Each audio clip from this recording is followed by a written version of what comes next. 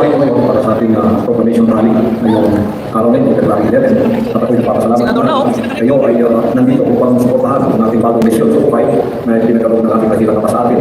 So dito po sa NCR, nasa Inaris Street tayo, Pasig City, sa Luzon, sa Sindalan Gym, sa Garnan Pampanga, ang Pecorang Gym, naman sa Kasiguran ng Sorsogon, at sa Visayas, sa GNJ Basketball Court, Piluan Cebu, Barangay Macabog Gym, Macabog City, 3K Sports, Sincam, Bacolod City, at San Miguel Gym, Iloilo City.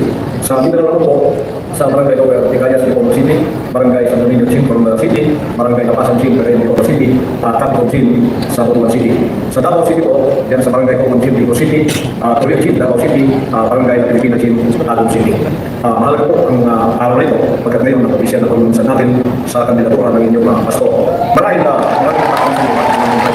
bagong misyon na ginirang na alam niyo, ang aking pungkuling at ang lahat ng aking mga layunin at lahat ng mga kaganapan sa aking buhay, itong lahat ay may basbas at may kalooban ng kanilang naman. Kaya ako ay papasalamat at naunawaan ninyo kahit na ang panahon natin kayo ng glorification era.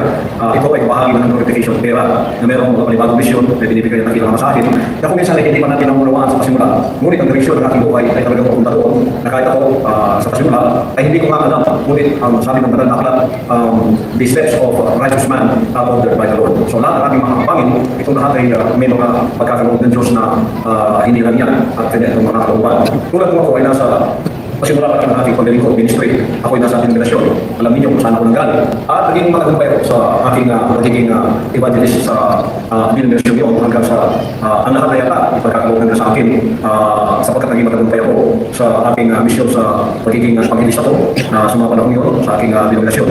Hanggang tumantong sa panahon na parang lahat bibigyan nila sa aking kamay ang tugatog ng tagumpay.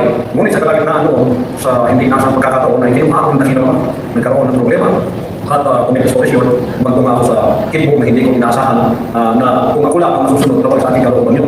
Pero may kapangyarihang umahatak sa akin, papunta doon at pinili ko ang kanyang kalooban, malaman ko siya talaga ang may handa nito at siya ang may kalooban nito na sa loob ng isang taon ay tinawlapan ang dakilang sa akin. At sinunod ko ang kanyang dakilang kalooban sa dalawang bundok sa 6 na taon. Ako po ay nagdusa. Ako ay dumaan sa mga kapasubukang mabibigat. Mula sa buhay na may pribilegyo sa aking denominasyon ay humanto ako sa buhay na parang kinabawa, parang pinarusahan o kaya inusi at ikinakawil. Ngunit hindi ko lang na yung parang kapagsukan na yun ay merong ibig sabihin sa aking buhay bakit ako inaisubik ng dakilang mga. Sapagkat nung ako ay pumasa sa mga kapagsukan yun na naman ang gawin, nagkaaway ang aking espiritu na walang ibang sa Satanas ay hindi natinag ang aking pangako ako isusunod sa kanyang dakilang kalooban. Ipinagkaloob sa akin ang bansang kaharian. Sariling nasa iya na wala na po akong among tao, wala na akong leader na tao, hindi ang leader ko ay ang dakilang mga ng aking Panginoong Kristo. At nakakita rin mo sa loob ng mga kanisa,